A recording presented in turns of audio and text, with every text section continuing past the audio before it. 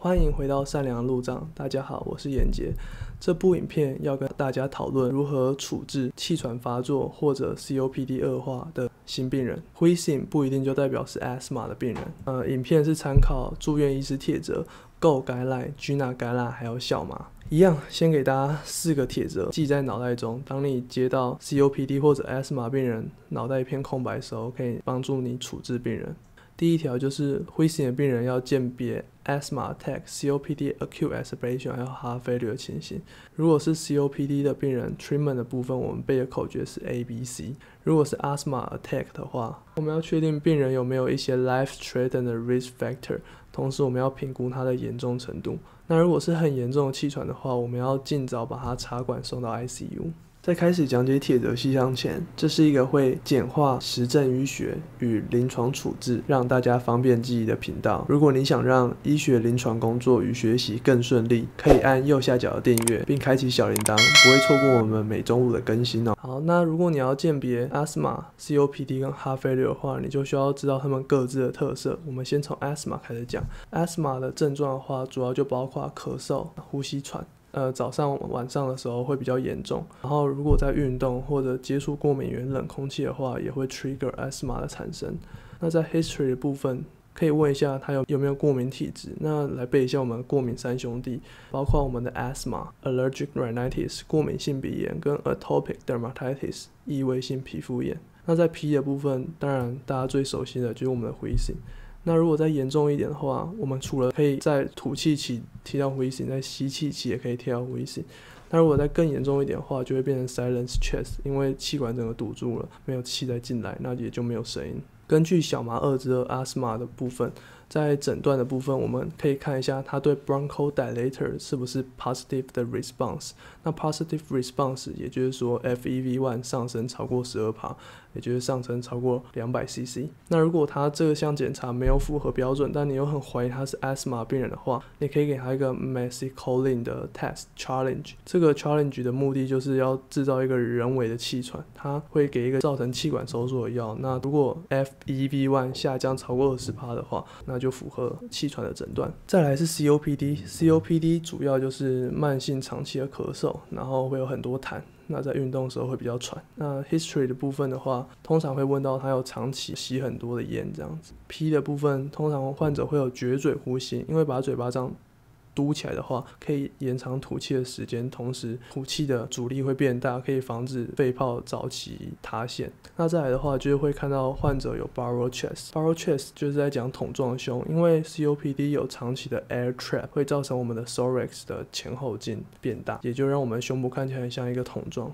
最后，当然它也可以用 Wheezing 的形式来表示。在诊断检查的部分，一样参考小麻2之5 COPD 的内容，它的 FEV1 会下降很多，重点是 FEV1 比上 FBC 的话会小于 0.7。 再来，它对 bronchodilator 是没有作用的。同时，因为它有过度进气的情况，所以在它的 total lung capacity 还有它的 residual volume 都会比正常人还要高。最后就是它的 air 的交换会有问题，所以它的 arterial blood gas 抽起来的话会不正常。如果你拍了一张胸部 X 光的话，会看到它有过度进气的情形，表现就是两侧的 lung field 会比较黑，然后面积会比较大，同时会看到 diaphragm 有被压扁的情形。那最后的话就是我们的 heart failure。heart failure 的话，大家比较熟知的症状就像说端坐呼吸、夜间阵发性的喘，然后会有一些四肢的水肿。那也因为水肿会造成我们的体重增加。那 history 部分就问他有没有 DN 啊、hypertension、dyslipidemia、obesity， 当然还包括有没有一些 heart failure 的家族史。P 的部分可以看到 jugular vein 的 distension， 那还有 hepatojugular vein 的 reflux。这个检查就是我们按压患者的 liver， 然后会看到他的 jugular vein 有升起来的情形。那这是因为按压 liver 会造成 IVC 的回血比较多，那从上面回去的静脉血就回不去，所以这个检查就会是一个 positive 的 finding。那在我们的心间搏动会有比较往外，这暗示着 cardiomegaly， 同时会有 S3、S4 的心，这分别代表 volume overload 跟 pressure overload。最后一样，根据小麻1至15 heart failure 的部分，我们的检查最直接的就是排 BNP。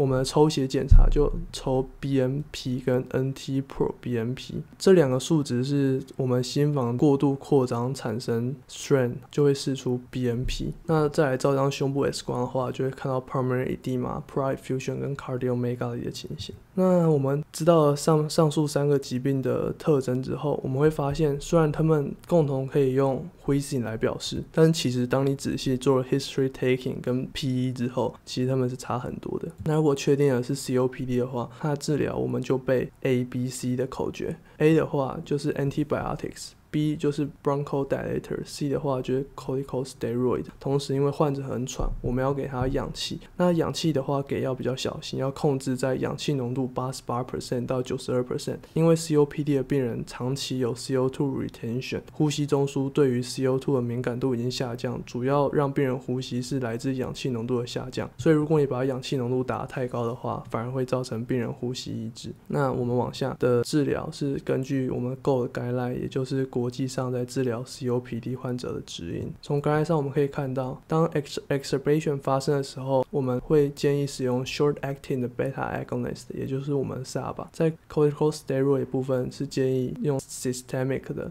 然后不要用超过5到7天。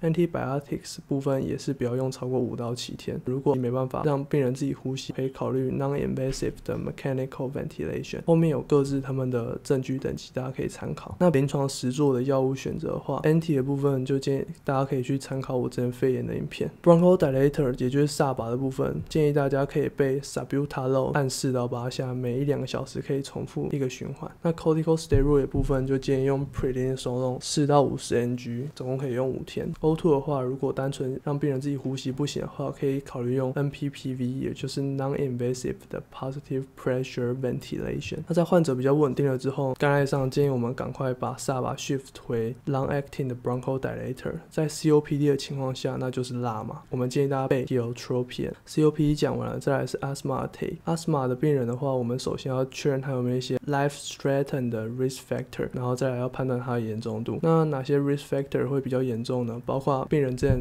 插过管，1年内有因为 asthma 来过急诊，然后本身就有在用口服的类固醇治疗，或者病人没有好好的吸他的吸入性类固醇，反而过度依赖 SABA， 那这些病人都比较容易变成严重的病人。那在评估严重度的部分，我们就是参考 GINA guideline， 这是一个国际上用来评估与治疗 asthma 病人的指引。从流程图我们可以看到，分成 mild、moderate group 还有 severe group。mild 跟 moderate group 主要就是他们讲话还可以讲出一个片语，那他们呼吸的部分不会用到辅助剂。在呼吸 room air 的情况下，他们的 O2 saturation 可以到达90到95%。那这类的病人因为情况比较不紧急，所以我们可以采用药物的治疗。另一群比较 severe 的病人的话，他们讲话通常只能讲单字来表示，那同时他们会用到呼吸的辅助剂，他们的 O2 saturation 会小于90%。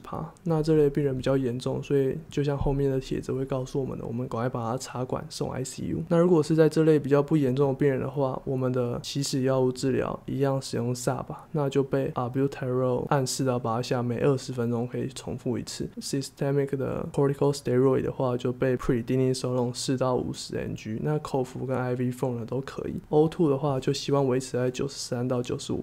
那我们把 asthma 跟 COPD 2个治疗合并在一起看的话，会发现他们都是用 SABA， 只是 asthma 的话可以用的比较频繁。那因为 asthma 没有气道感染的问题，所以它不用用 NT。再来，因为各自疾病已经转不同，所以 asthma 的氧气浓度可以用的比较高。如果 asthma 的病人恢复到稳定期的话，2021年的 GINA 感染推荐我们用吸入性的类固醇加 LABA 来控制，会比用 ICS 加上 SABA 控制降低 exacerbation 的几率。那最后就是比较 severe 的这一群气喘病人，刚才有大概简介过了，但是我整理出3个比较好背诵的东西，包括他如果是 silent chest， 也就是没有呼吸音，那他的 O2 小于90%，或者他讲话非常困难的话，这些病人可能很快就会发展到 respiratory failure， 所以在他发展成呼吸衰竭之前，我们就赶快call上线，然后把他插管送进 ICU。 最后到了我们的考核时间，大家可以按一下暂停，看一下填空的部分，等你想好了之后可以看后面的答案。